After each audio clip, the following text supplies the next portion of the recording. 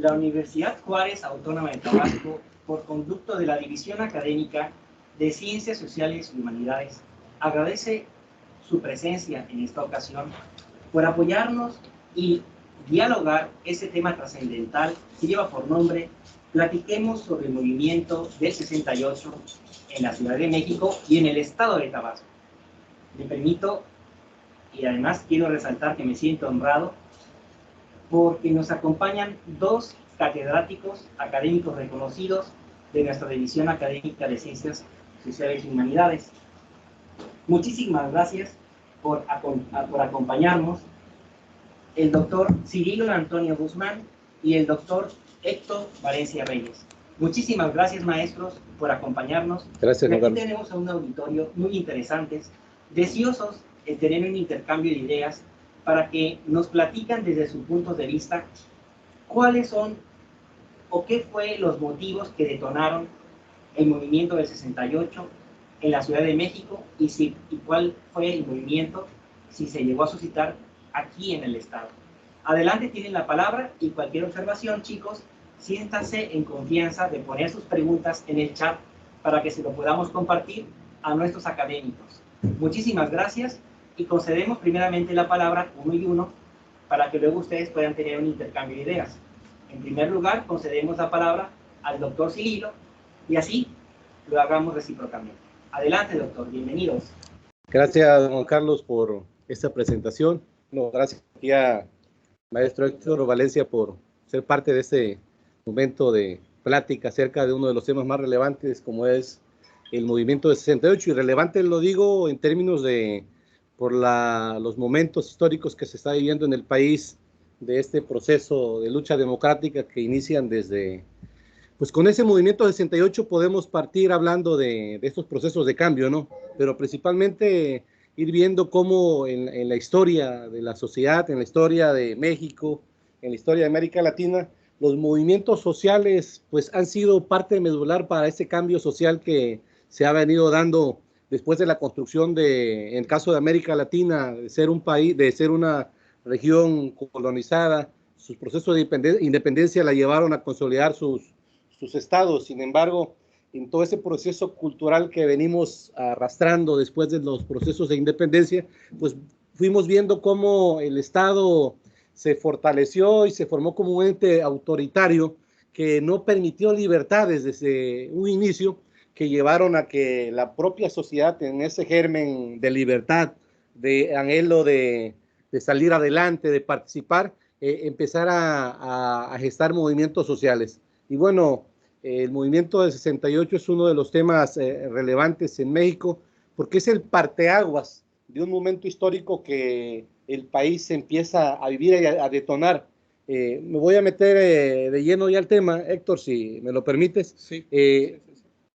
Yo creo, bueno, la historia, los documentos nos indican que este movimiento del 68 no es el inicio del movimiento, es el parteaguas de movimientos que ya se venían gestando, pero gestando desde antes, sí, claro. desde el proceso revolucionario, pero principalmente de los años 40 con la llegada, no sé si coincidimos con la llegada de Ávila Camacho, donde le da un giro a la política social y económica, de ese sentido nacionalista que le había dado el ingeniero Cárdenas, el general Cárdenas, perdón, y con Ávila Camacho se le da todo un giro a la cuestión educativa y a la cuestión de la política económica.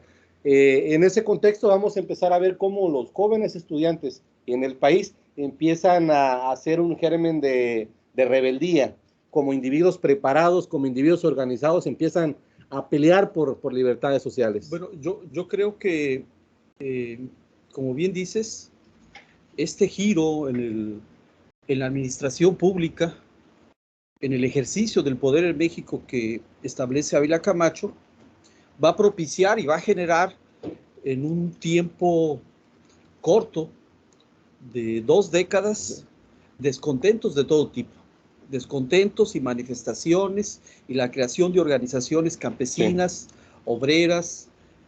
Los maestros se organizan, los médicos, los enfermeros, los petroleros, los electricistas. Y el sistema va a tener su primer gran cuestionamiento en 1958, precisamente con un movimiento de todos estos gremios que van a impugnar al Estado mexicano y le van a impugnar precisamente esa política social que estaba más apegada a los intereses de aquella época de ciertos capitales extranjeros, pero también en función de los intereses de las oligarquías nacionales. Este primer movimiento va a ser un movimiento nacional, que si bien es cierto se va a concentrar también en la Ciudad de México, y la represión a los maestros, a los ferrocarrileros, a los electricistas, a los petroleros se va a dar allá, también se van a dar en otras partes del país. Y el Estado va a reprimir este movimiento. Es el Estado que tiene como modelo el famoso proyecto de desarrollo estabilizador, que pretende modernizar a México y que presumió de haber creado el llamado milagro mexicano. Entonces, el movimiento del 68 forma parte de este proceso de cuestionamiento a un modelo de Estado que se está agotando y que está ejerciendo una administración de la sociedad de manera autoritaria, de manera excluyente, y que está recurriendo a la represión. Dentro de ese contexto, pues podemos señalar el asesinato de Jaramillo en Morelos, y podemos señalar el encarcelamiento de los líderes ferrocarrileros y de los líderes petroleros, de los líderes de los maestros, y también forma parte el movimiento del 68 de ciertos procesos mundiales que se están dando. Estos procesos tienen que ver con el rechazo a la guerra de Vietnam, el rechazo al imperialismo norteamericano, que tiene como comparsa a Inglaterra, Francia, etcétera, y también la lucha por los derechos civiles que están dando las poblaciones afroamericanas en Estados Unidos, y la naciente lucha por los derechos humanos. Todo eso en el contexto de una generación que creció, yo diría, bañada, influenciada por la Segunda Guerra Mundial y la Guerra Fría. Y entonces lo que vamos a encontrar es que hay una nueva generación que no quiere cargar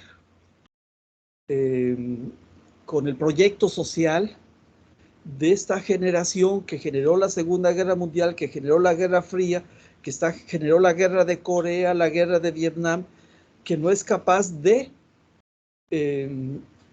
vivir y referendar los principios del liberalismo.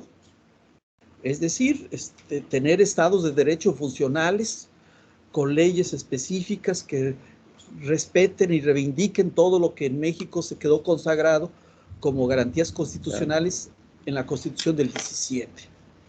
Y entonces, aquí es importante, por lo tanto, desmentir a todos aquellos que dicen que el movimiento estudiantil del 68 en la Ciudad de México surgió por un enfrentamiento entre dos escuelas, una preparatoria particular y la vocacional 5 del Politécnico.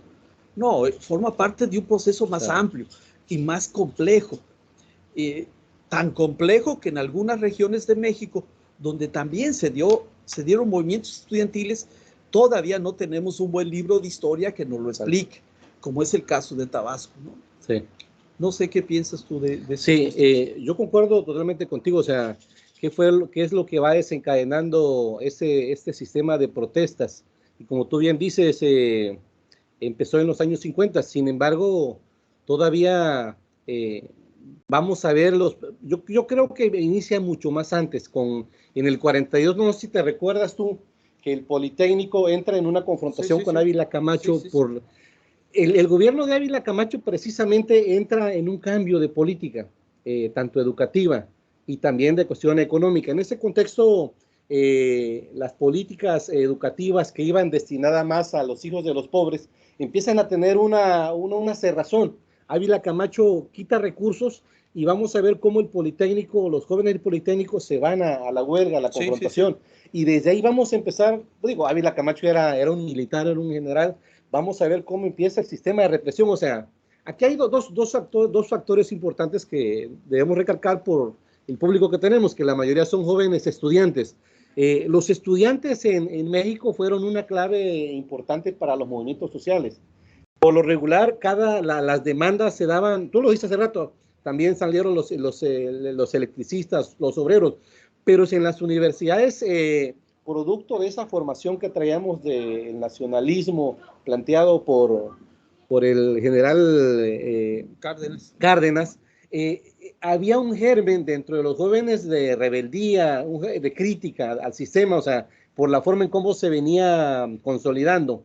Precisamente con con Ávila Camacho es cuando el Estado mexicano llega a su punto máximo de constitución del autoritarismo, del centralismo del Estado. Es donde el Partido Revolucionario Institucional, en ese momento era el PRM, como partido, quien empieza a tener toda una hegemonía sobre los demás partidos.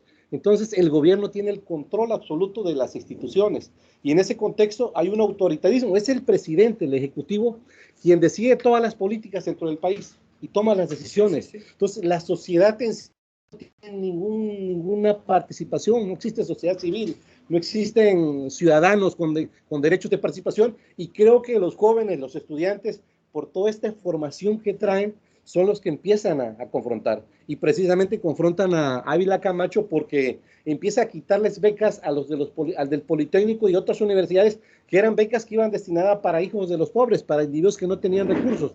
Y en ese contexto, desde ahí va a empezar un germen de protesta estudiantil que se va a dar en el 50, que se va a dar luego posteriormente, antes del 68, vamos a ver la propuesta, el conflicto en Guerrero, donde muchos van a recordar ese nombre, el de Lucio Cabañas y Genaro Vázquez, que fueron líderes estudiantiles, los primeros que confrontan al gobierno de Guerrero, que también son encarcelados y que posteriormente van a iniciar otros movimientos, pero ellos en Guerrero en el 60 inician ese movimiento. Luego vamos a encontrar otros movimientos en Michoacán también, de estudiantes confrontando al gobierno, pero algo más, peleando la autonomía de las universidades que hasta ese momento no existen. Sí. Y como tú dices, Tabasco también entró dentro de ese contexto, aunque tú lo has escrito muy bien en varios artículos, no fue en el 68, sino mucho más antes. En Tabasco se da el movimiento estudiantil, ¿no? Bueno, lo que pasa es que yo creo que coincidimos en que hay un modelo de Estado, ¿no? Sí es. Que tiene un giro en su política interna y que esta es menos social comparada con la del general Cárdenas. Ahí coincidimos. También coincidimos en que los movimientos estudiantiles de los 60 se dan porque ya hay una cultura de protesta hacia el Estado mexicano. Una cultura que tiene plena conciencia del carácter represivo de este modelo de Estado. ¿Por qué? Porque las Islas Marías y Lecumberri fueron usadas durante muchísimo tiempo para meter presos a todos aquellos que impugnaban al Estado mexicano, principalmente obreros, campesinos y algunos intelectuales. Ahora bien, en ese contexto, como tú dices, hay un presidencialismo autoritario sostenido no solo por lo que quedó del ejército por revolucionario, sino también por estos organismos burocráticos que creó el Estado mexicano, como la CTM, la CNC y muchas otras organizaciones que funcionaban y operaban al servicio del Estado a nivel central, pero también de los poderes regionales en los estados. En ese contexto, también hay una población joven numerosa a inicios de los 60 que está reclamando espacios, que sabe que vive en una sociedad donde tradicionalmente se margina y se discrimina aquel que no baila al son que toca el poder. Esa es una cuestión. Pero también es una juventud que cada día tiene más acceso a cierta información que viene del extranjero y que está asumiendo pautas culturales que le están permitiendo repensarse como sujetos sociales. No hay que olvidar que es el boom del rock and roll, pero no del rock and roll exclusivamente folclórico que no tiene contenido, sino también de un rock social. Está toda la influencia que viene del proyecto de Luther King y sus seguidores. Está la información y la influencia que viene de las luchas que está dando por los mexicanos y a favor de los braceros desde hacía una década César Chávez. Y en ese contexto también hay una serie de movimientos sociales en América Latina que están reivindicando la identidad latinoamericana y que están impugnando la intromisión, sobre todo de Estados Unidos, en los intereses de América Latina. Y entonces, en este contexto, la juventud mexicana en diversas partes del país, entre ellas Tabasco, como decíamos hace rato, va a empezar a plantear cuestiones que tienen que ver con la libertad de expresión, la libertad de pensamiento.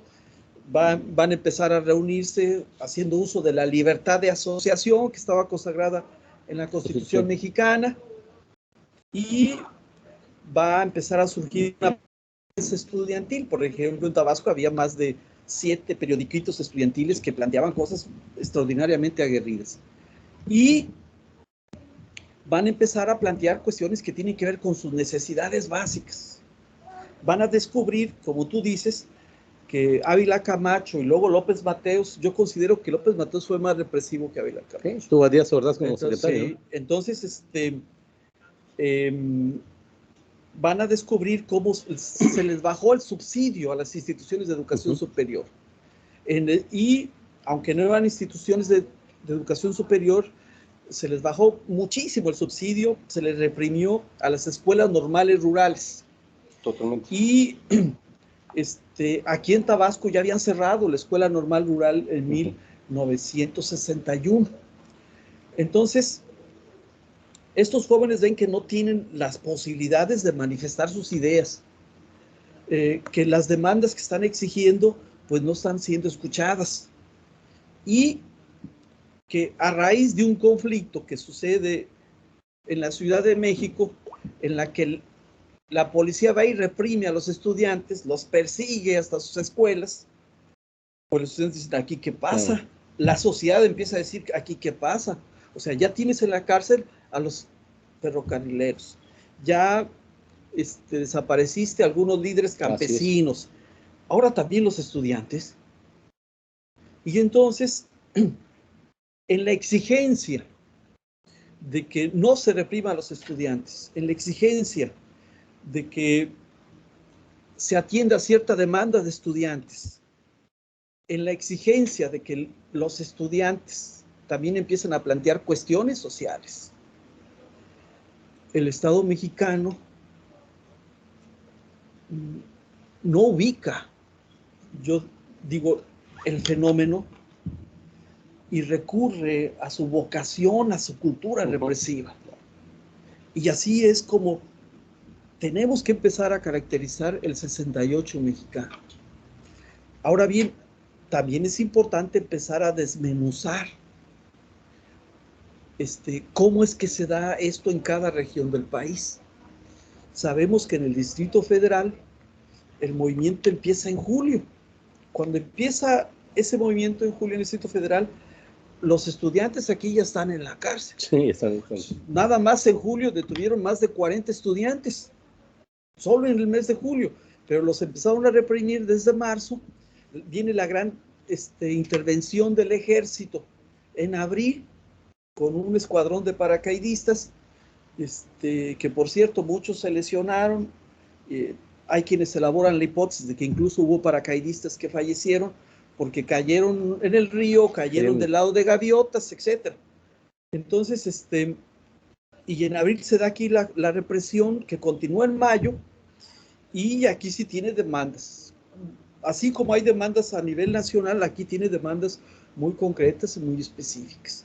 Entonces, yo creo que es importante decirle a los estudiantes que deben conocer el movimiento del 68 y deben conocer no solo los datos generales, claro, de este movimiento, sino que también deben centrarse un poco a raíz de la represión que empieza a ejercer los cuerpos policíacos en la Ciudad de México hacia los estudiantes. Estos se unen y empiezan a establecer demandas, ¿no? Y crean el Consejo Nacional de Huelga, crean un pliego petitorio, y uno de los demandas centrales es no más represión, respeto a la ley y a la Constitución, ¿no? Que la Constitución, hasta donde yo sé, no prohíbe las marchas pacíficas ni las manifestaciones populares. Y en este contexto también exigen castigo a los que empezaron la represión, y ahí empieza a crecer el movimiento. Y en un mes ya hay incorporadas y en huelga prácticamente todas las instituciones de educación superior del Distrito Federal, sí, incluyendo algunas privadas. Las prepas que dependían del Politécnico, las prepas que dependían de la UNAM, se empiezan a incorporar los maestros, se incorporan los ferrocarrileros, pequeños grupos de petroleros, y de manera marginal, sí tenemos que reconocer que hay gente de izquierda, pero no organizada, ni incidiendo directamente, sí, sobre el movimiento. En concreto, el Partido Comunista Mexicano no tiene una injerencia determinante, porque si queremos decir que José Revueltas luego, iniciando el movimiento, se va y dice yo los apoyo, y crea un comité de, sí, maestros, de intelectuales y de artistas que apoyen las demandas de los estudiantes, José Revueltas ya había roto con el Partido Comunista Mexicano desde hace varios años, ¿no? Y no representaba la voz ni los intereses del Partido Comunista Mexicano. Y en ese proceso hay un hecho que el Estado usó y que el Estado utilizó para legitimar la represión, que son las Olimpiadas de México 1968, ¿no? Y el Estado mexicano, pues, deberíamos elaborar la hipótesis hasta qué punto consensó la represión con otros países, otras potencias, otros intereses, en virtud de que días después del 2 de octubre se inauguran los Juegos Olímpicos. Claro. Y mientras están las competencias de los Juegos Olímpicos, están las persecuciones de los estudiantes que viven clandestinamente, están los estudiantes en los campos militares, sí, están enterrando, velando y haciendo los novenarios de los muertos. Y la Ciudad de México vive casi en una especie de estado de sitio, que se va a convertir en una especie de estado de terror. ¿Sí? Entonces, allí es importante acercarse a los textos, a los documentos que les permitan hacer una lectura importante, significativa del hecho. Yo recomiendo el libro de José Revueltas, México 68, Juventud y Revolución, porque trae muchas narraciones que nos permiten ver cómo se daba el movimiento de manera interna. También, aunque el movimiento empieza en julio y es reprimido en octubre, lo que construyó para la vida democrática ese movimiento fue impresionante. Claro. Aunque el Estado mexicano ocupa el Politécnico con el ejército, ocupa la ciudad universitaria con el ejército, lo que construyó va a ser impresionante y determina la vida política, la vida cultural de México hasta nuestros días. Es decir, nunca se imaginó el Estado mexicano que el rector de la UNAM fuera a encabezar el doctor Barros Sierra, Javier Barros Sierra, la marcha silenciosa, sí, ¿no? Por ahí está un documental que se llama El Grito. Es un documental que trae imágenes originales. y trae como 20 o 30 minutos de esa marcha. Trae el discurso completo en defensa de la autonomía universitaria de Barros Sierra. Entonces, es un hecho histórico, un suceso histórico que forma parte de un proceso que está abierto todavía para ser estudiado desde distintos ángulos. Yo conozco fácil revistas, unas 30 que han abordado el tema, unos 30, 40 libros que han abordado el tema, 8, 10 documentales que han abordado el tema, y aún está abierto para seguir estudiando, para seguir reflexionando en torno a él. Hay un punto que a mí me gusta mucho. Cuando quieras detenerme, porque yo... No, adelante, vamos. Me gusta mucho, sí. Que tiene que ver con la cuestión de la organización estudiantil, cómo se da a través de lo que Revueltas llamaba la autogestión. Y cómo cualquiera que quiera participar en un movimiento social, que esté interesado en construir alternativas de organización comunitaria horizontales, democráticas, ahí tiene el libro y donde le narra las experiencias en torno a cómo se organizaban los estudiantes. Cualquiera que quiera recuperar cómo las mujeres participaron activamente de manera masiva por primera vez en un movimiento social en México, ahí van a encontrar datos extraordinarios de muchísimas mujeres. Cualquiera que quiera ver cómo las instituciones educativas que tenían o tienen hasta nuestros días diferencias significativas por su identidad, por su proyecto educativo, se unieron ahí van a encontrar gente del Ibero, gente del Politécnico, gente de la UNAM, de la propia UNAM, gente de distintos estratos sociales. Y por último, algo del movimiento que a mí me gusta rescatar siempre, es que cuando los jóvenes son reprimidos, los jóvenes son llevados a los campos militares, a las penitenciarías, o los padres tienen que ir a recoger los cadáveres que están ahí tirados, literalmente batidos en sangre en las comisarías del Distrito Federal, los padres se unen. Las padres y las madres se unen y crean una asociación de padres de familia. Y empiezan a exigir justicia. Y exigir justicia. Entonces, ahí tenemos ejemplos de cómo un movimiento va a desencadenar estas cosas de lo que tú hablabas, ¿no? Ahí nace la sociedad civil, sería una buena pregunta en el campo de la teoría política. Ahí nace una nueva cultura política democrática en México, o inicia la lucha. Ahí nace una nueva mentalidad del universitario en torno a cómo concebirse en el contexto de lo que es una institución universitaria, en el contexto de asumir una identidad universitaria que no nada más tiene que ver con aprender, con aplicarse, con producir ciencia, sino también con los compromisos sociales que tiene ser universitario en México. Entonces, si los compañeros que nos están escuchando y viendo tienen preguntas, pues de una vez empezamos a platicar acerca de sus preguntas antes de pasar al asunto de Tabasco. Claro. Sí, doctores, aquí tenemos dos preguntas que escribieron en el chat. La primera pregunta es la siguiente. En su opinión, profesores, ¿el movimiento del 68 reivindicaba un cambio democrático, es decir, un viraje hacia un Estado democrático, o era más bien una reivindicación de un cambio ideológico en el modelo económico, pasar de un cambio del capitalismo al socialismo?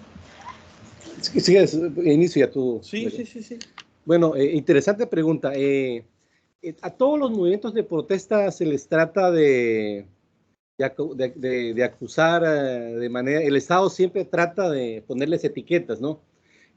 Como bien dijo aquí el maestro Valencia, ese movimiento coincidió con los grandes movimientos de la izquierda internacional y también con la llegada del comunismo a Cuba.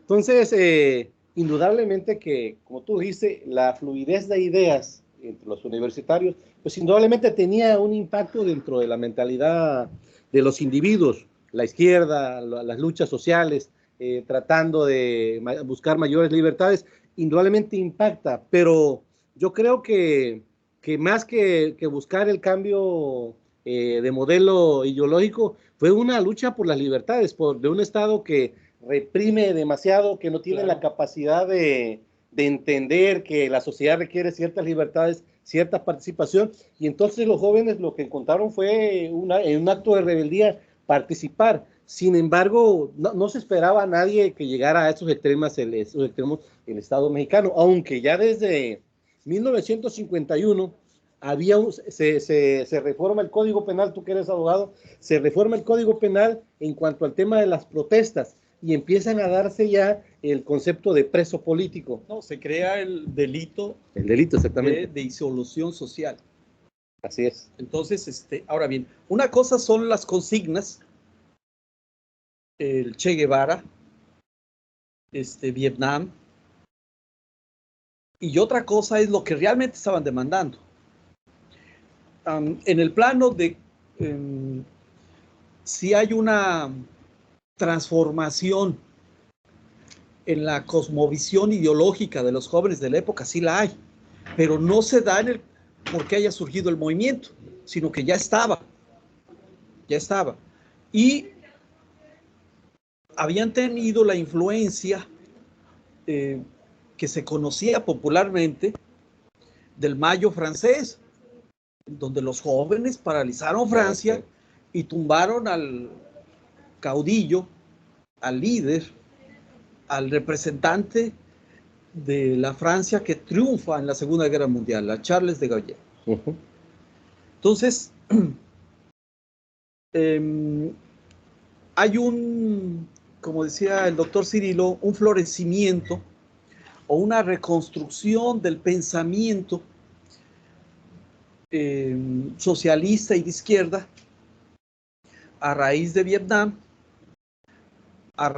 ¿Por qué? Porque los norteamericanos están siendo derrotados en Vietnam.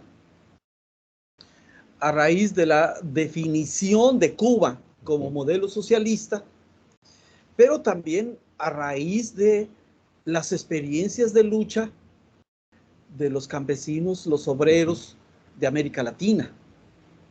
Y en ese contexto, podemos decir que sí hay un discurso que está permeando y hay una ideología que está permeando.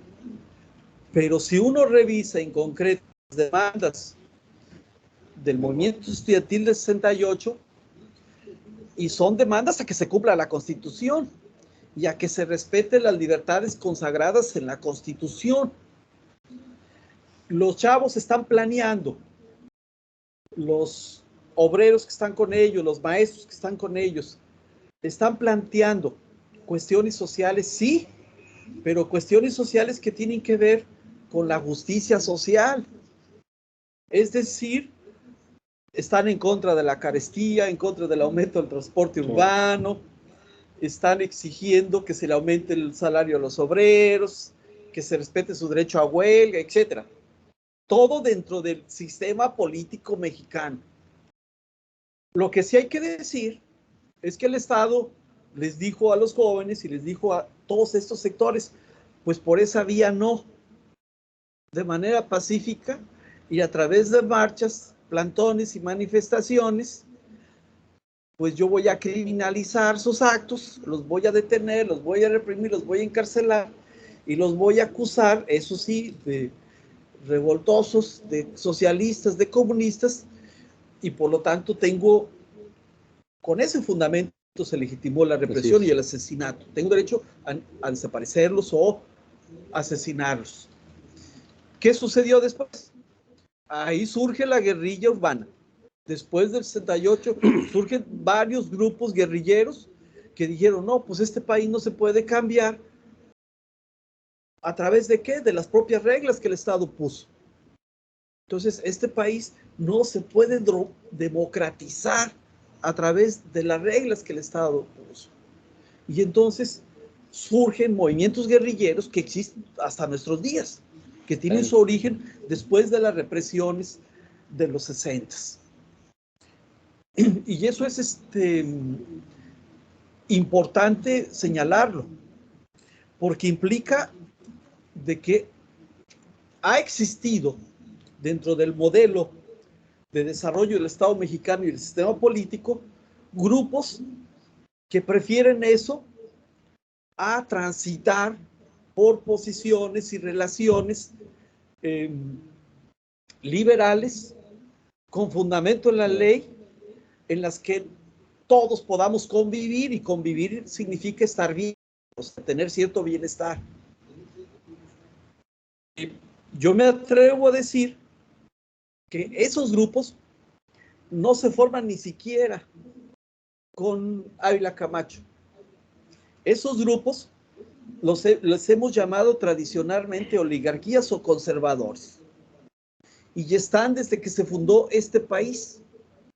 Y si revisamos su historia, vamos a ver cómo han establecido de manera sólida un proyecto ultraconservador, sin importarles las mayorías sociales, sin importarle el bienestar del país, y siempre velando por sus microintereses, porque son una clase muy reducida. En el 2000 yo publiqué un artículo en un periódico local que puse: los católicos recuperan el poder, donde explico cómo es posible que después de que ¿por qué? Porque los católicos sostuvieron el proyecto centralista. Claro. Sostuvieron a Santa Anna, sostuvieron el Segundo Imperio de Maximiliano, fueron derrotados. Después de que son derrotados en la Guerra de Reforma, pues, se van al extranjero.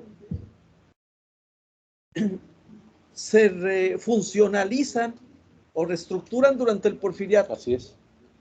Son derrotados, ese proyecto es derrotado en la Revolución Mexicana. Se reestructuran. Y cuando estoy diciendo esto, no estoy pensando cómo pasó a nivel nacional, estoy pensando cómo se dio en Tabasco, ¿eh? Sí, sí. Y estoy pensando en los nombres de las familias y los sectores sociales que vivieron esos procesos. Y en el caso de Tabasco, esos sectores contrarrevolucionarios pues van a tener como proyecto de enfrentamiento el garridismo, ¿no? Pero eso sería otra historia. Entonces, esos sectores sociales persisten hasta nuestros días. Y aquel que esté pensando en que ellos conciben el desarrollo social bajo el modelo del liberalismo y bajo la idea de que en el país los sectores sociales vivamos con cierto desarrollo social estable, están equivocados. Ellos han pensado históricamente durante 200 años y han dado ejemplos extraordinarios para convencernos de eso, de que ellos están pensando en sus intereses y que ellos están pensando en cómo siguen reproduciendo esos intereses por lo que implica a nivel de poder y a nivel de poder político y poder económico. Entonces, y aquí es interesante cómo el 68 también va a sentar las bases de una nueva cultura burocrática.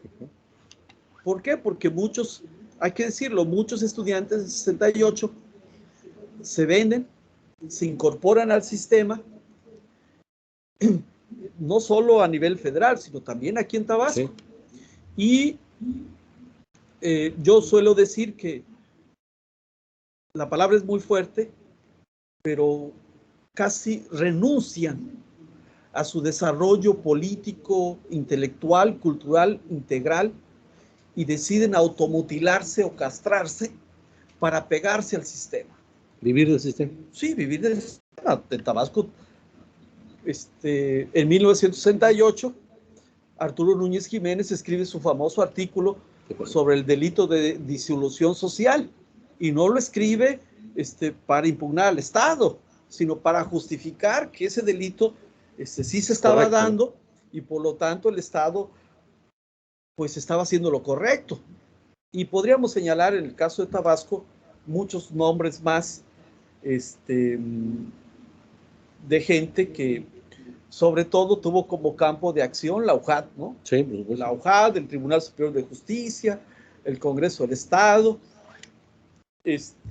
¿Todavía están ahí? Sí, todavía están ahí. Es una generación, yo suelo decir que la historia de México es tan paradójica y contradictoria que la generación del 68 va a ser la responsable de autoritarismo y las transiciones, simulaciones políticas que va a vivir México desde el 88 hasta nuestros días. Ahora bien, en ese proceso los seres humanos no permanecemos inalterables, cambiamos. Y entonces, bienvenidos a toda esa generación que hoy en día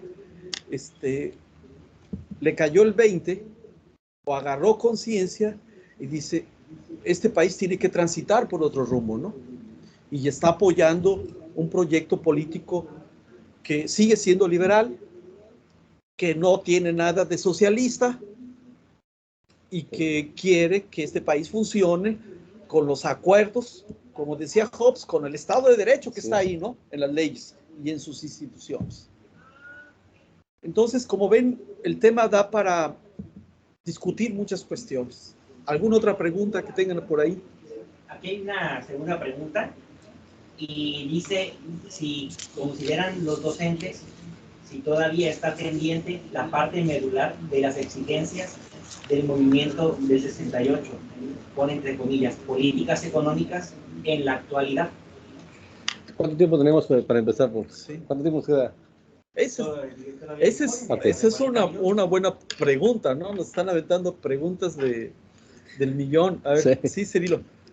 Sí, mira, bueno, coincido con el maestro Valencia precisamente de cómo se construyó el Estado. Yo creo que cuando tú te referís a todo esto es cómo se construye el Estado, cómo esas contradicciones que nos habla mal de dos actores, de la sociedad y quienes se quedan con las instituciones de gobierno, que son las ejecutoras del Estado, sí, pues se quedaron las clases pudientes. De la independencia, el acuerdo que se dé en ese país es entre los poderosos, entre las oligarquías, con los revolucionarios, pero al final de cuentas las ideas, la primera constitución, pues tiene la mano de la iglesia no se desliga de la primera constitución y todo el primer siglo de la independencia la iglesia está metida. Juárez trata de sacarla del camino, pero regresa con Porfirio Díaz y se siguen manteniendo sus grupos oligarcas que tienen el control del monopolio del Estado y desde el Estado pues controlan las leyes. Hablábamos hace rato de cómo... Ellos son el Estado, hay que decirlo a estudiantes.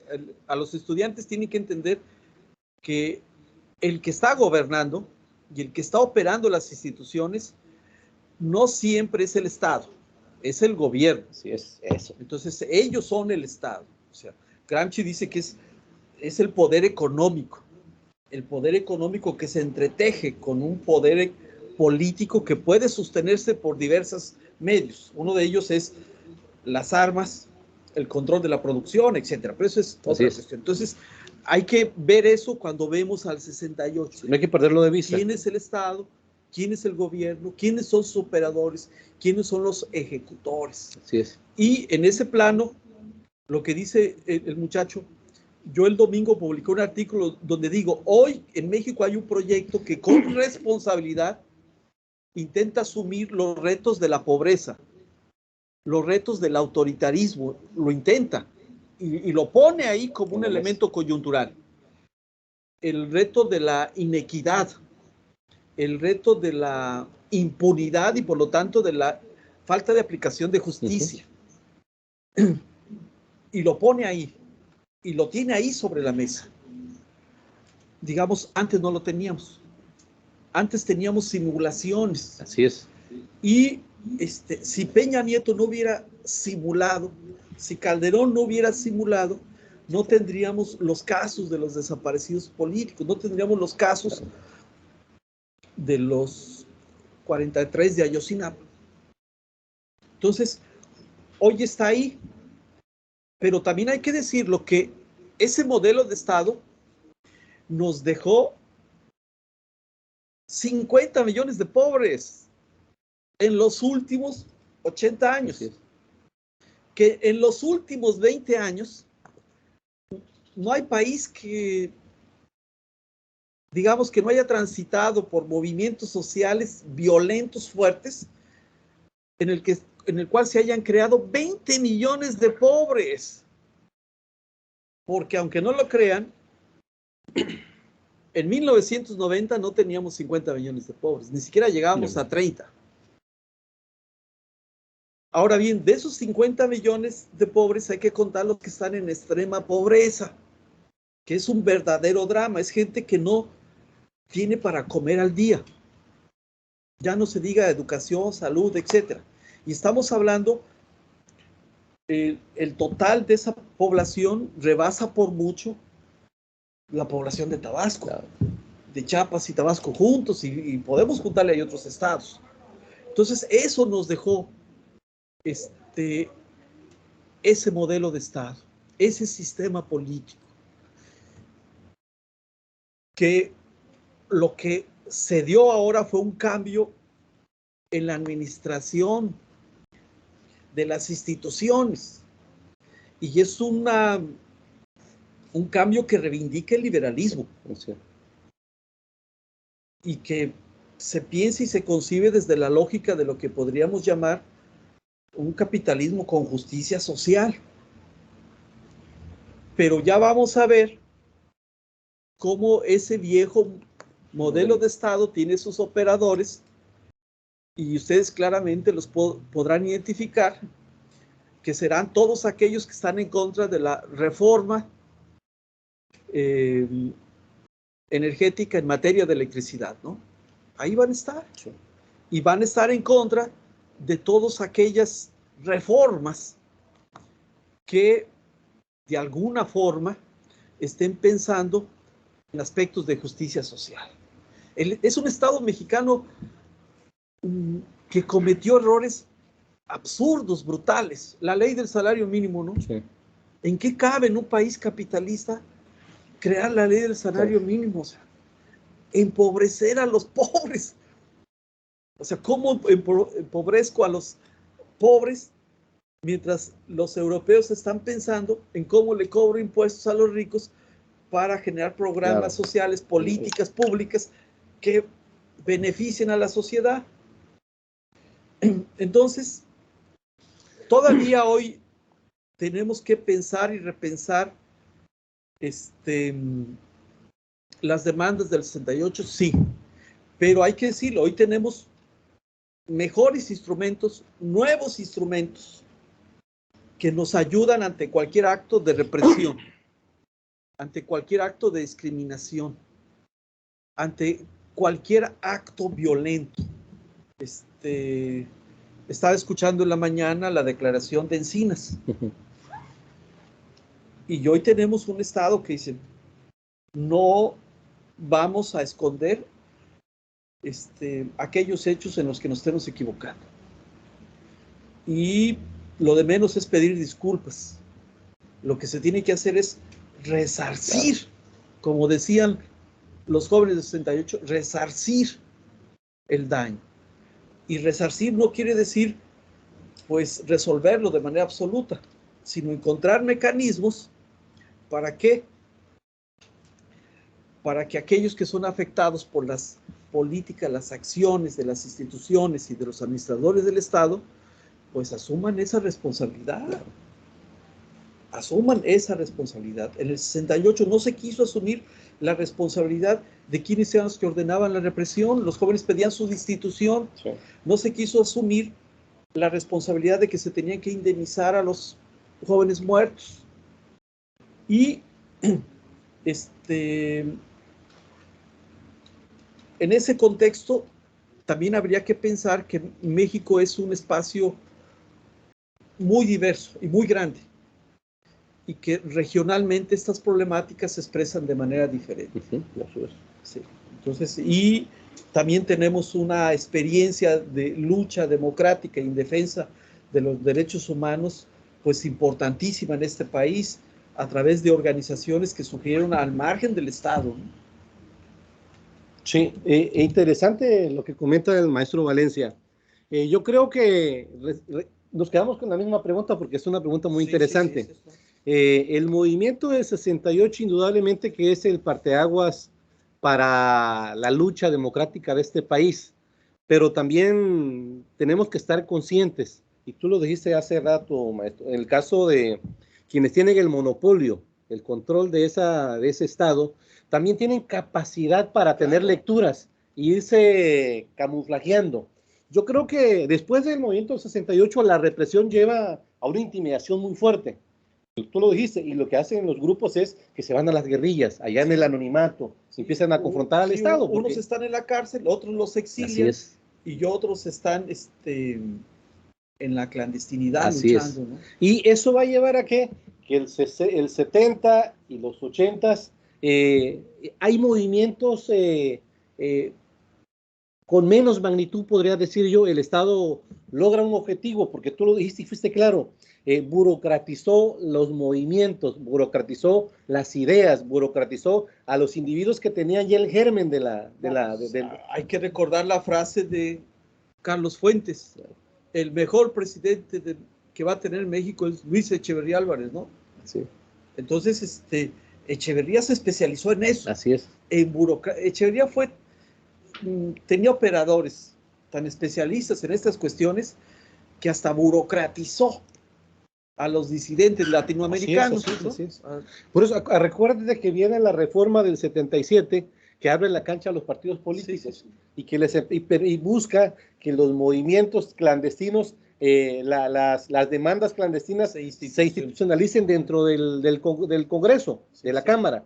Cuando bien sabemos, y en el movimiento por ahí hay cartas donde la élite política del Congreso avaló la represión del 68 a favor del gobierno. O sea, nunca hubo una defensa del poder legislativo a favor de la sociedad, sino a favor del propio Estado. Entonces, ¿qué ocurre? Se institucionalizan esos movimientos que van a llevar al movimiento de 1988, cuando nace el Frente Democrático Nacional, y que vemos nuevamente cómo la parafernalia de la sociedad sale a votar, y el Distrito Federal es uno de los espacios donde empiezan los cambios.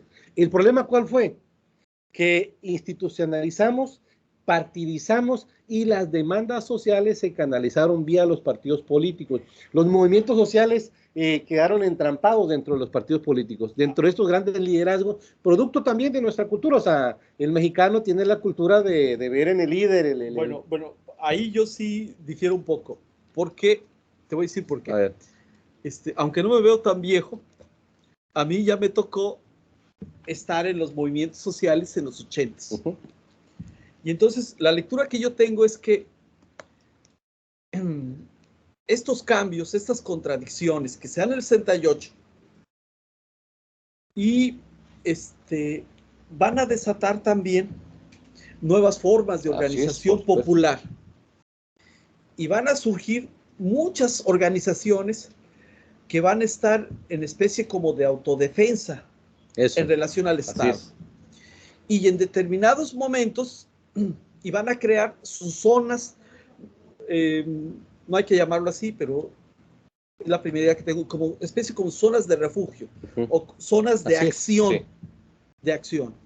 Y eso va a generar que ante los fenómenos de defender el peso como un perro, ante la política de López Portillo, de Miguel de la Madrid y las crisis galopantes, esas organizaciones se apuntalen, se fortalezcan, se enriquezcan. Y vamos a encontrar, ya cuando se da el terremoto del 85, que hay estructuras organizativas extraordinariamente interesantes. Sí, por supuesto. Ya no solo las tradicionales, que son los sindicatos, las organizaciones estudiantiles burocratizadas o independientes, etcétera, sino que van a surgir otro tipo de organizaciones sociales, en las que se incorporan las mujeres, en las que están los jóvenes, etcétera, etcétera. Y eso va a generar que para el 2018 alguien tome la presidencia teniendo como puntal, como base, como soporte, la experiencia de todas estas organizaciones. Claro, sí, sí, también recuerdo eso. Es cierto, hay mucha gente que votó por un cambio en este país, pero mucha de esa gente se movilizó y votó a partir del proyecto, el contexto de estas organizaciones. Yo no me atrevería a decir, sería descabellado, que los 30 millones representan estas organizaciones, pero significa lo que podemos llamar una muy singular, un tipo de sociedad civil organizada, que tiene demandas de viviendas, de servicios públicos, diversas, de educación, etcétera, de la diversidad sexual, etcétera. Y en ese contexto, yo creo que por ahí está el futuro de poder sostener en este país un proyecto específico, lo cual debería preocuparnos, porque al parecer al presidente, y hay que decirlo literalmente, yo ya lo publiqué ahí en un artículo, no le interesa mucho fortalecer las bases sociales que lo llevaron a la presidencia. Él está pensando en un sentido más idealista, más romántico, etc.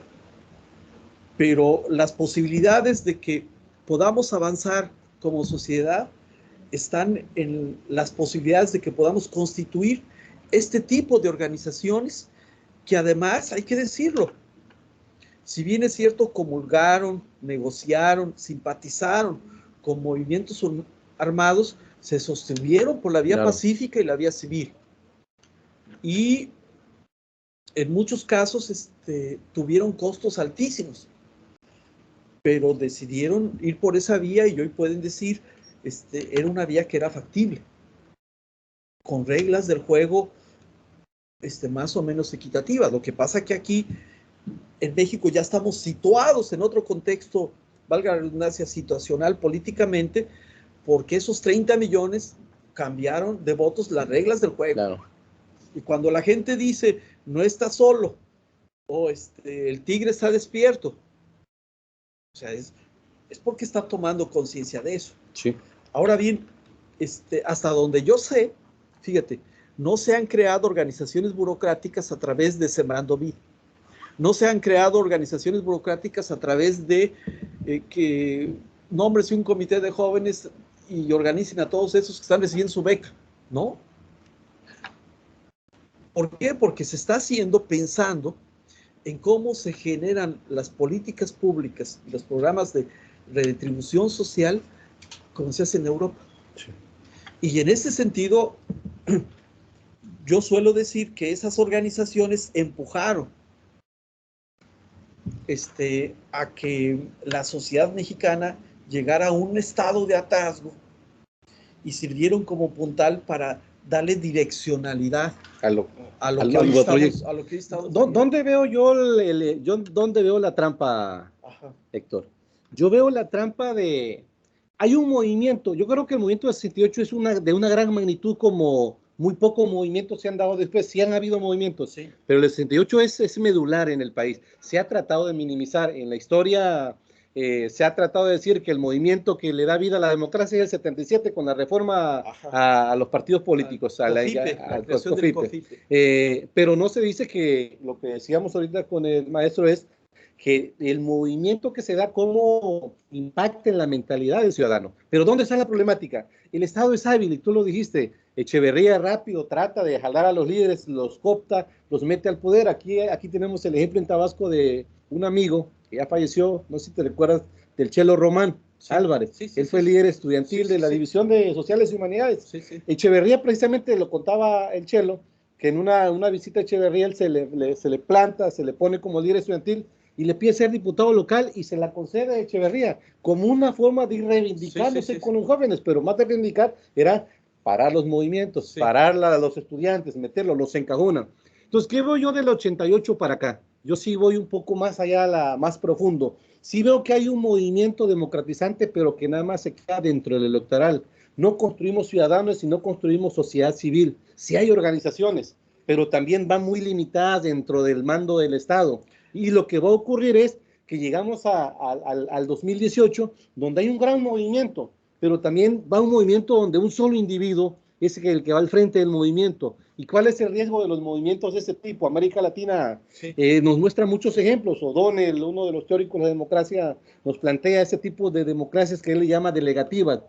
Los ciudadanos, cuando no son capaces de movilizar ideas, de organizarse, delegan en un individuo y están esperando que ese individuo sea el que mueva toda la corriente del país, cuando está demostrado, ya lo hemos vivido, este sistema político, este régimen presidencial de división de poderes no es efectivo por el tipo de cultura que tenemos, tanto de los que gobiernan como de la sociedad. Es un sistema donde el Ejecutivo tiene el control, donde el Legislativo es de adorno para normar las leyes, donde el Poder Judicial en este momento, o en los últimos años del 88, sí podríamos decir, hubieron reformas muy importantes que le han tratado de dar una autonomía que también el Estado ha buscado una forma de irlos atrapando dentro de los intereses. Pero yo creo que hoy el futuro de la democracia es cómo ciudadanizamos, cómo construimos sociedad civil para que los ciudadanos también empujen cambios y no sean el equilibrio, ya no el legislativo y el ejecutivo, sino que la sociedad civil sea el elemento clave para el equilibrio de los poderes. Sí, coincido contigo, hay esa hegemonía de esa cultura política que sigue siendo autoritaria y que sigue imponiéndose, y que sigue pensando más en los intereses de los cotos y en las inercias que impone quienes realmente son el Estado que en la sociedad. Ahí coincidimos. Pero yo creo que está su antítesis, ¿no? Que son estas organizaciones y movimientos. Ahora bien, esa pregunta es urgente en el caso de Tabasco, pero no tan urgente en la capital del estado de Veracruz. Cambia, exactamente. O sea, las regiones no tan son urgente distintas. en el DF, Sí, no tan urgente en Morelia, no tan urgente incluso en Zacatecas o en Durango, porque ahí estaba el frente de Durango, el Frente Popular. Entonces, que con Beto Anaya, ¿acuerdo? Entonces, en Tabasco sí es urgente esa pregunta. Es decir, el tabasqueño tiene que recuperar sus propias experiencias históricas, fíjate, de los bloqueos a los pozos petroleros, de las marchas, tiene que recuperar sus propias experiencias históricas de la defensa que hizo del petróleo, de los trabajadores de la basura, de los trabajadores petroleros que fueron reprimidos en el movimiento del CR-100, etc. Tiene que, lo del pacto ribereño, tiene que recuperar esas experiencias históricas. Porque, y tenemos que analizar cómo es que se dio ese fenómeno en Tabasco. Porque la lucha democrática en México no se puede pensar si no se piensa Tabasco. Así es, totalmente de acuerdo. La bronca es que mientras la lucha democrática en México avanzó y un tabasqueño se constituyó, a mí no me gusta la palabra líder, en dirigente de ese proyecto, o sea, de la lucha democrática, los tabasqueños cayeron en una inercia donde el control político y las decisiones de poder siguieron en manos de las oligarquías tradicionales. Y los políticos profesionales fueron incapaces de construir alternativas en el contexto de la dinámica de la lucha por el poder en Tabasco. Yo no hablo de los intelectuales, porque tradicionalmente han sido un cero a la izquierda, aquí en Tabasco. ¿Por qué? Por su burocratismo. Ahora bien, Tabasco tiene que transitar. Si no transita, Tabasco va a ser representativo de un nuevo caciquismo político regional, que ni siquiera se va a sostener como algo representativo a nivel nacional, sino se va a sostener como lo que no hay que hacer. O sea, ya vimos cómo se eligieron los candidatos a presidentes, ya vimos cómo se eligieron los candidatos a diputados, etcétera, etcétera. Ahora bien, aquí me parece que el compromiso y el reto es interesante. ¿Por qué? Porque entonces, ¿qué llamado están haciendo los grupos sociales? Los que tienen la administración en este relevo, en este trienio que inicia, para amalgamar, articular y avanzar. Si no lo hacemos así, si no unimos esfuerzos entre los que tenemos distintas posiciones, pero que no coincidimos con este proyecto tradicional de modelo de Estado y de política caciquil, pues entonces tendremos que reconocer que nosotros también tenemos cierta responsabilidad, claro, ¿no? Ahora bien, eso es motivo de una tesis doctoral en ciencias políticas, ver cómo fue que se dio este fenómeno, ¿no? Yo claro, todavía saludo, a nosotros nos tocó hacer aquí la Convención Estatal Democrática, y yo tomé las fotos, entonces yo veo las fotos y digo, ¿qué nos pasó? O sea, ¿dónde? Me acuerdo cuando se crearon los consejos ciudadanos, yo conocí ahí a muchos gente de izquierda en Tabasco, que por lo menos tiene oposición, los consejos ciudadanos del 91, me acuerdo que nos reunimos en la biblioteca Pino Suárez. ¿Qué pasó? Conocí a Morelos y a Montuy en el 91, en un grupo que armaron ellos de maestros universitarios y profesionistas para denunciar el fraude electoral del 91. Entonces, hay que recuperar esas experiencias, y con esas experiencias hay que construir alternativas. Y yo soy, no es que sea ingenuo, pero también hay que convencer al otro, claro, que normalizó durante muchos años, durante décadas, que la forma de gobernar debería darse así. Hay que hacerle ver que nos va a llevar a lo que nos llevó vivir en Villahermosa durante 3 años de oscurantismo, ¿no? Claro. Vean cómo está la ciudad en servicios públicos, vean cómo está la ciudad en muchas cuestiones, porque tuvimos una administración incapaz y ineficiente. ¿Alguna otra pregunta por ahí? Están enviando saludos. Tiene la señorita Laura Díaz, les felicita muchísimo, gracias, por la excelente disertación, y un invitado de nombre Rogelio, que se está agradeciendo. Es el maestro Rogelio de la Metropolitana. Bien. Rogelio Mendoza. Sí. Les envía muchos saludos. Gracias. Y aquí hay un comentario, por si quieren opinarlo, lo dejaron aquí, y dice así: lo primero fue un crimen de Estado, como recientemente reconoció el gobierno mexicano, tras reprimir, desaparecer y asesinar el 2 de octubre a estudiantes en la Plaza de las Tres Culturas en Tlatelolco, mientras que el caso de Ayotzinapa es la desaparición forzada de 43 estudiantes en Iguala a manos del crimen organizado en colaboración con distintas autoridades locales.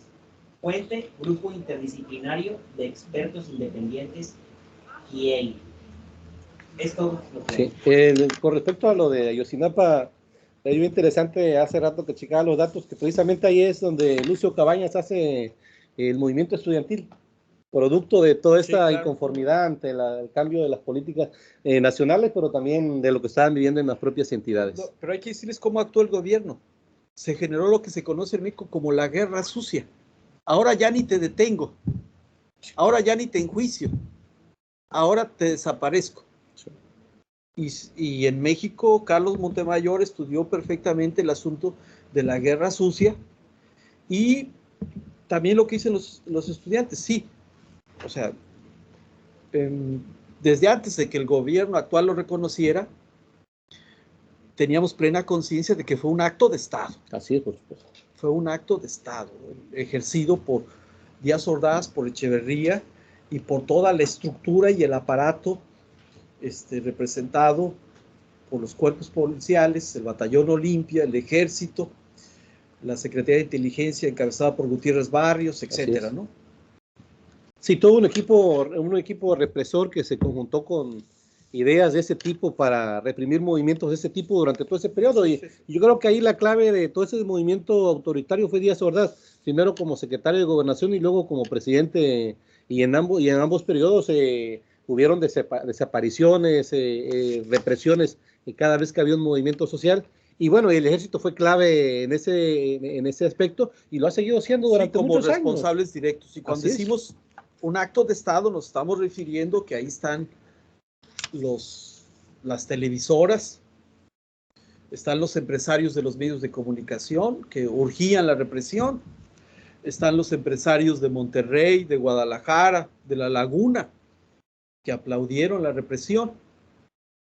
Sí, entonces, ese es el poder económico incidiendo, auspiciando, aplaudiendo la represión, ¿no? Yo creo que de ahí la importancia del análisis de la historia y la comprensión de los procesos sociales por quienes vivimos hoy y por quienes gobiernan. O sea, tú lo ves hace rato, o sea, lo importante de entender esos procesos es no repetirlos, porque la condición humana nos lleva siempre a lo mismo, por la cultura, por la formación, por la visión. Si desconocemos qué ocurrió con un acto realizado en un momento dado, que podemos realizarlo, podemos cambiar de giro y buscar nuevas alternativas. Entonces yo creo que hoy aquí nosotros ante grupos de estudiantes, profesores, la mayoría estudiantes de historia, de derecho, de sociología de la universidad, pues lo relevante creo, porque a veces la gente dice que entonces vámonos a la revuelta. O sea, yo creo que no es tanto la revuelta, sino que el debate de ideas, la formación, apropiarse del conocimiento para ir revolucionando. Digamos que hacer política es construir. Así es. Hacer política es establecer alternativas. Totalmente. Esa es la esencia de la política. Entonces yo creo que, como tú decías, pues si en Tabasco los jóvenes son la clave de lo que viene, ¿no? O sea, entonces yo creo que hemos avanzado mucho, si hemos tenido deficiencias, indudablemente somos seres humanos en el proceso, es una lucha de fuerzas entre la sociedad y quienes tienen el monopolio y buscan los beneficios, pero estamos en el momento de poder construir. Tú decías, es insólito que nosotros en Tabasco, teniendo a uno de los hombres que ha luchado por la construcción de nuevas formas de hacer política y nuevas formas de política, nosotros no hagamos algo distinto. Entonces, yo creo que estamos en la coyuntura para que, en el caso de Tabasco, pues las ideas sean las que fluyan y podamos ir caminando con acuerdos, pero también ejerciendo medidas de acción desde la propia ciudadanía, sí, claro, y de las asociaciones civiles para ir transformando ese estado. O sea, yo creo que si a veces el poder político, quienes están dentro del poder político, carecen de ideas de este lado de la sociedad, a diferencia de la revolución, a diferencia del movimiento de independencia, hoy hay una sociedad preparada, letrada, claro, que tiene herramientas para ir proponiendo, claro, cambios con una visión distinta de lo que ocurrió antes. O sea, ya no somos esa sociedad de la revolución analfabeta. O por lo menos decirles, oye, ¿por qué no haces una lectura desde este ángulo? Claro, por supuesto. O sea, ¿por qué no repensamos como sociedad los problemas? ¿Por qué no nos involucramos en esos problemas, en el diseño de políticas públicas que puedan atender las necesidades sociales? Nos falta poco tiempo para que terminemos con esta conversación y no quiero dejar de que hablemos de Tabasco. Eso te iba a comentar porque sí lo dejamos fuera. Fíjate, en Tabasco el cuestionamiento sí es a esa clase política que construyó la hegemonía con Ávila Camacho. ¿Por qué? Porque en Tabasco, para que se estableciera una hegemonía durante el gobierno de Ávila Camacho, implicaba la derrota de los garridistas, claro, y del proyecto garridista. Entonces, aquellos grupos que se van a instaurar en el poder y que van a definir un modelo de desarrollo de Tabasco con Noé de la Flor Casanova, con Santa María, con Manuel Barlet Bautista, y ahí le corto porque ahí hay que hacer un señalamiento, van a ser los que van a ser impugnados. Hay que recordar que Noé de la Flor Casanova quiso todo lo que había hecho don Pancho Trujillo como gobernador, excluirlo, porque a nivel federal se hizo un pacto después del garridismo entre los grupos locales y a nivel federal, que implicaba desconocer todas las reformas, todas las leyes, todos los decretos garridistas. Y entonces ahí sí se le dio un giro, yo digo, extraordinario. Se volteó la cara totalmente de la moneda al proyecto que venía en Tabasco, con una hegemonía estable desde 1924, o sea que tuvo una década ahí en el poder. Entonces, los estudiantes del 68 en Tabasco son estudiantes que tienen, algunos habían experimentado en la secundaria, otros habían tenido ya conocimiento de lo que habían hecho los estudiantes en 1955, en el que los estudiantes fueron usados por las oligarquías locales para dar lo que se conoce literalmente como un golpe de Estado al gobernador. A Bartlett Bautista. A Bartlett Bautista. Se toman varios palacios municipales en todo Tabasco en 1955. Algunos de ellos se queman en ese... Sí. La mayoría de los archivos se queman en esa época, municipales. Y viene una reestructuración en la que los abogados van a jugar un papel crucial y determinante, porque los abogados querían el poder ante la renuncia de Bartlett Bautista. Entonces, toda esa vieja clase política que creció con Santa María, sobre todo, se fortaleció con Santa María, es la que va a ser impugnada. Y en el contexto de esa clase política, los más liberales van a apoyar al movimiento estudiantil. Aunque estén incluso en la Junta de Gobierno, en el Consejo Universitario.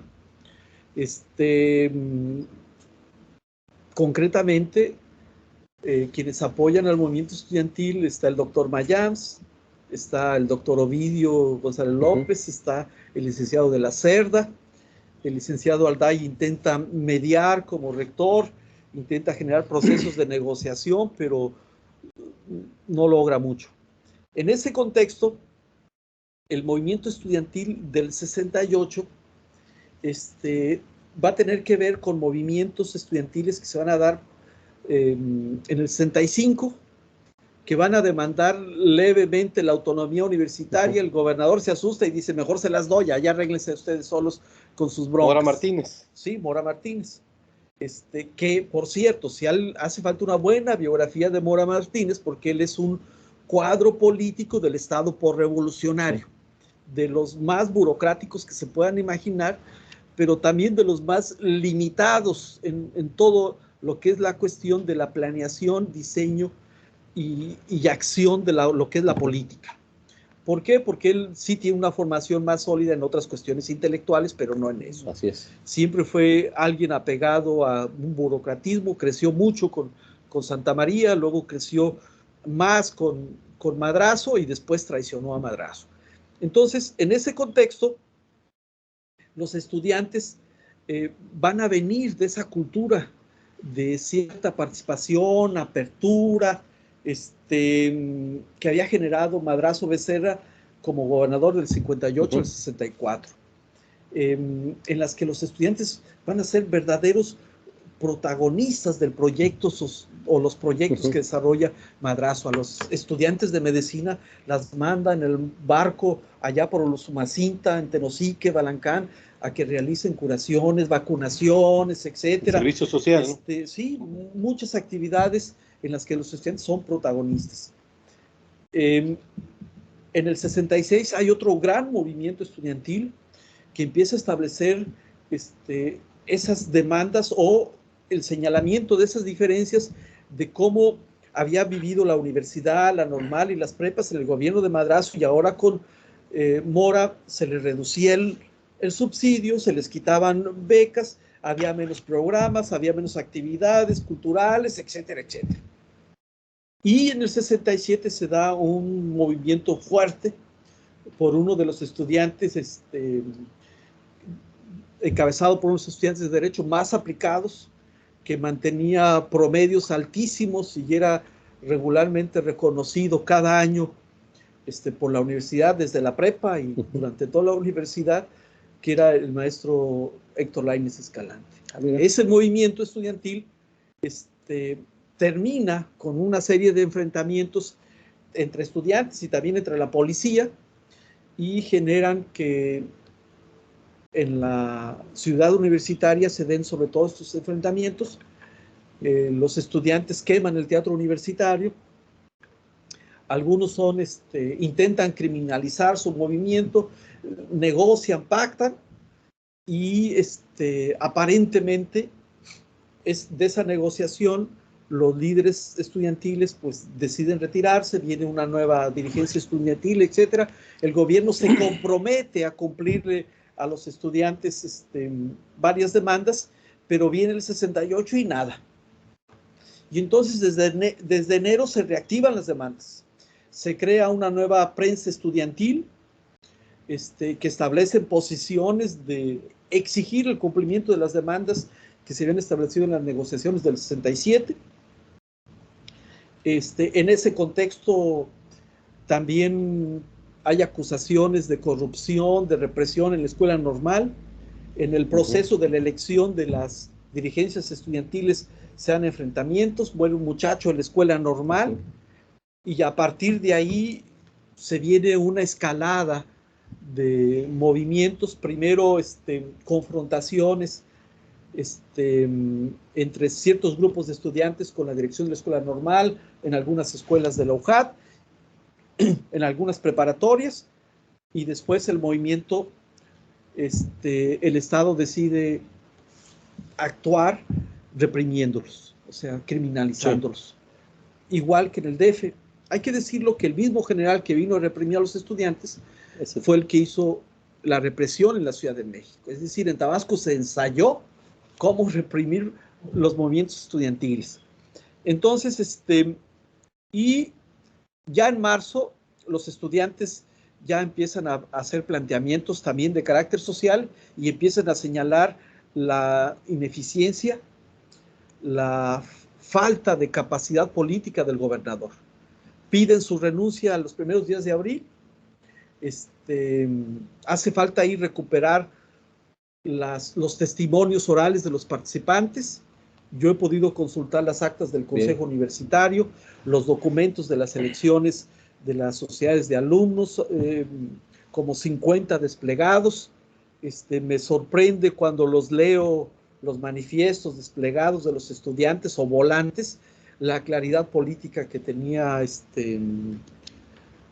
Cárdenas Barrueta, Lara Lagunes, sí.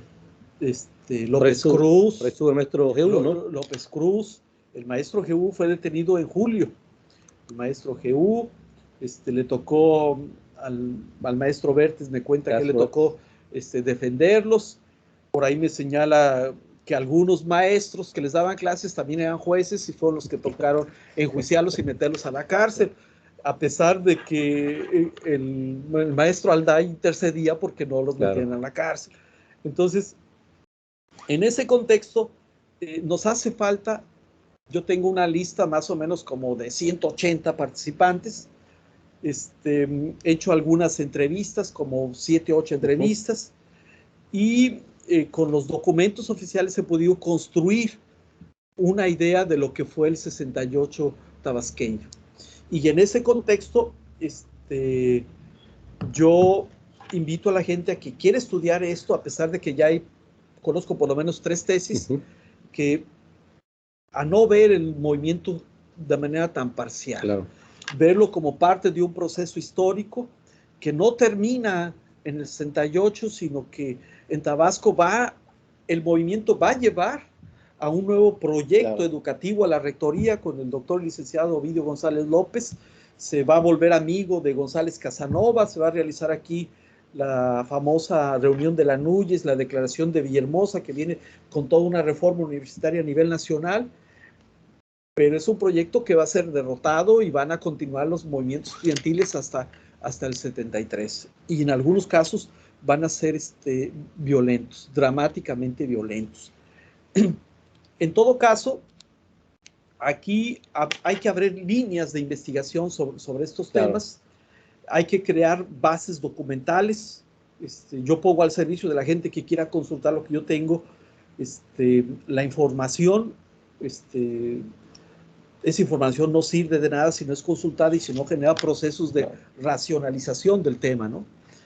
Y finalmente yo podría decir que lo que dije al inicio, el gran costo del movimiento estudiantil aquí en Tabasco fue que se mutiló las aspiraciones, las manifestaciones, el ímpetu, la idea, las ideas, las esperanzas de estos jóvenes. Claro. Porque muchos se tuvieron que salir a estudiar a Campeche, a Veracruz, a Yucatán, a Nuevo León, al Distrito Federal, se autoexiliaron y después regresaron como extraños de su propia tierra.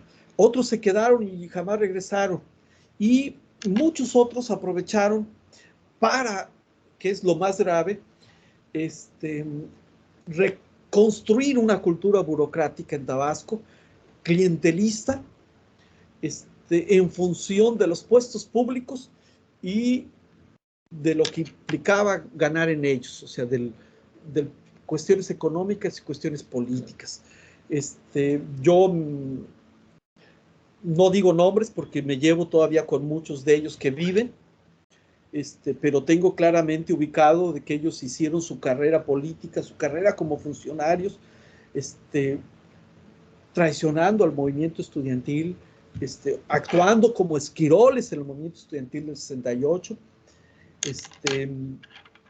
y que tiene que ver con la cosmovisión, la mentalidad que tenían en aquella época. No quiere decir que ellos hoy o desde hace 20 años hayan sido eso. También conozco a algunos que participaron en el movimiento estudiantil del 68 que nunca claudicaron, que siempre mantuvieron una posición, una perspectiva y que se han mantenido hasta nuestros días de manera coherente, asumiendo posiciones democráticas y proponiendo. También me he encontrado, como sucede con el México 68, muchos simuladores que dicen que les tocó vivir y participaron y no fue cierto. Que dicen que entonces lucran con haber pertenecido a esa generación y queriendo sacar cierto reconocimiento. Entonces, por eso es importante abrir ya líneas de investigación y decir qué fue lo que pasó específicamente en el 68 tabasqueño. Ya no hay que seguirlo ocultando, ya no hay que seguirlo ignorando o obviando. Claro. Y en esa perspectiva creo que yo he podido ver en algunos medios de comunicación que hay apertura a empezar a trabajar estas cosas. En nuestra institución yo he podido ver una extraordinaria apertura a decir quiénes quieren la historia en función de lo que ha sido y ha hecho, pues que se diga, no hay ningún problema. Claro. Es decir, no se va a enjuiciar a nadie, no se le tiene por qué poner adjetivos calificativos ni nada. O sea, tenemos que reconocer lo que hemos sido para poder seguir consolidando lo que queremos ser hoy en el presente. Y yo espero que puedan consultar en los medios de nuestra institución información que los oriente para qué leer, para ¿por qué? Porque ahí vamos a hacer una propuesta para que se pueda publicar todo esto que les estoy diciendo del 68 tabasqueño, más o menos como en unas 8 o 10 páginas. Sí, ¿no? Yo creo que hay mucho material. Para que lo puedan ustedes trabajar y conocer, ¿no? Sí. Y entonces hay que analizar de distintos ángulos. Por ejemplo, los hechos en sí, ¿cuáles fueron, ¿no? Pero ¿cuál es la cultura política que se desarrolla, ¿no? Sí, por supuesto. ¿Cómo cambia la cosmovisión, la perspectiva del actuar político de los tabasqueños? Y quiero puntualizar aquí, cuando alguien dice quien movía a los estudiantes era el licenciado Carlos Alberto Madrazo Becerra, pues que lo compruebe. Es obvio que hay una influencia, porque Carlos Alberto Madrazo Becerra en esa época está sosteniendo una perspectiva democrática a nivel nacional. Imagínense, quería reformar y democratizar al PRI. Así es. Y entonces, habiendo sido gobernador de Tabasco, teniendo comunicación con muchos tabasqueños, es obvio que influenciaba. De ahí a que él les dijera, tienen que hacer esto, tienen que hacer lo otro, hay una distancia enorme, ¿no? Implica, ahora bien, quiero concluir con lo siguiente. El 68 significa la reivindicación de los jóvenes y los estudiantes en la historia. No les podemos negar que ellos son los actores principales de ese movimiento. Así es, totalmente. Y implica decir, yo pienso, yo actúo, yo asumo responsabilidades como sujeto histórico. por eso aquellos que dicen los estudiantes eran movidos por esto, por aquello, pues les están diciendo, oye, ellos no razonaban, o sea, eran universitarios y no eran capaces de razonar. Además, se les olvida que ya había profesionistas en el movimiento. Sí, pues. En el DF, pues el ingeniero Alberto Castillo ya era un profesionista. Sí. Y puedo señalar todo el número de comité de maestros que decidieron apoyar a los estudiantes. Hay fotos de maestros caminando con las manos en la espalda, desfilando enfrente del ejército porque están siendo detenidos, sí. Maestros. La lista completa de maestros de las crujías de Lecumberri ahí están en los archivos. O sea, no podemos negarlo. Pero también hay que decir que los estudiantes tienen la batuta, la voz, y que sus ideas son las que están orientando, claro, y decidiendo por el movimiento. Es la clave de lo que viene, sí, en la medida de las ideas que se construyen, ¿no? Sí. Bueno, ya para terminar, yo creo que, no sé si es cargo de Mora Martínez decir que, digo, no sé qué tanto estemos de acuerdo, en Tabasco creo que se pudieron haber dado los hechos sangrientos a como ocurrió en el Distrito Federal. Yo creo que, porque como tú dices, el general que vino de la zona militar era de los que reprimieron, pero también quien era el director de la Policía del Estado, Piñera Morales, creo, y todo el cúmulo de gente del gabinete del gobernador estaban dispuestos a la represión, a meter al ejército. Trajeron gente de las comunidades para enfrentar a los estudiantes, pero yo creo que ahí el gobernador, no sé si por timidez o por inteligencia, optó por no permitir el enfrentamiento. Pues yo diría que más bien ahí la inteligencia fue de los estudiantes. Tira. Los estudiantes no logran, salvo pequeños momentos, enfrentarse con los miembros del ejército. Sí.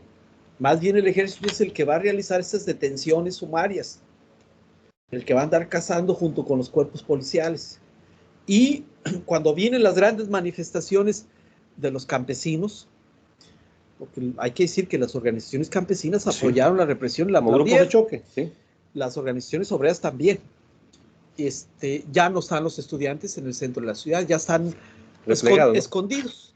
Sus escuelas ya están tomadas por la policía o por el ejército. Y los están deteniendo y los están buscando en sus casas, con los amigos, los familiares.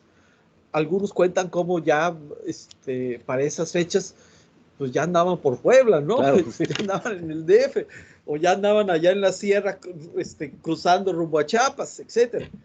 Entonces, porque sí la vieron complicada. Entonces, hay gente del centro de la ciudad de Villahermosa que dice, fue el año de la guerra civil, claro, ¿no? Porque los chavos amarraron un ataúd y lo estuvieron arrastrando. Sí, Palacio de Gobierno. Ajá, y todo. Entonces, pues lo que son protestas estudiantiles. Sí, por supuesto. Entonces, aquí, yo repito, hay que abrir líneas de investigación y hay que ir haciendo precisiones. Y que hay mucho material para eso, para los historiadores. Pueden hacer buenos trabajos de investigación, tesis y en lo que más se les pueda. Sí, yo podría decir que no tenemos ni siquiera una buena cronología. No hay, por supuesto que no. De hecho, hay otro movimiento, para terminar ya con esto cierro, otro de los movimientos que se da más adelante, años después, que es un movimiento represivo fuerte, es el de Comalcalco, donde hay una matanza que no es de estudiantes, pero que también es producto de estas formas autoritarias de manejar el poder. O de quienes están luchando por el poder. Y me estoy acordando de Pancho Peralta, y están las fotos, están las fotos publicadas, o las formas de luchar por el poder. Claro. Si algún día hacemos un trabajo sobre... Hay muchos temas que no se han trabajado desde el análisis histórico. Cómo los tabasqueños han luchado entre sí por el poder, nos vamos a asustar. Por supuesto. Sí, desde el siglo XIX.